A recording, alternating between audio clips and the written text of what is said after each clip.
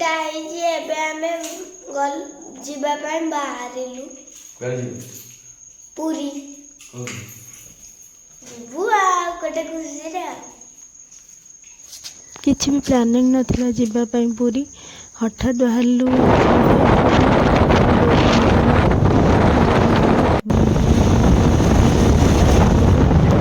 ଭାଇନାଙ୍କର duty ଅଛି ସେ duty ଯିବା ପାଇଁ ବାହାରିଗଲୁ ଏବେ ଆମେ ପୁରୀରେ ପହଞ୍ଚିଗଲୁ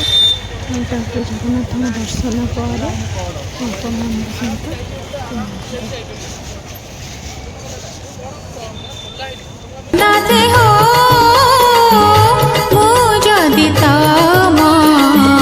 ଝିଅ ହୁଅନ୍ତି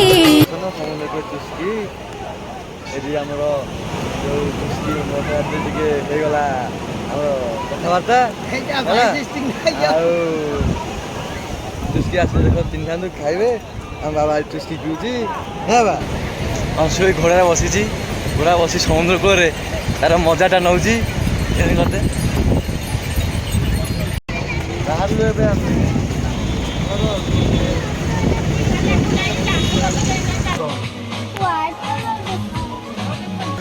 ପୁରୀରୁ ଫେରିଲା ବେଳେ ଘରକୁ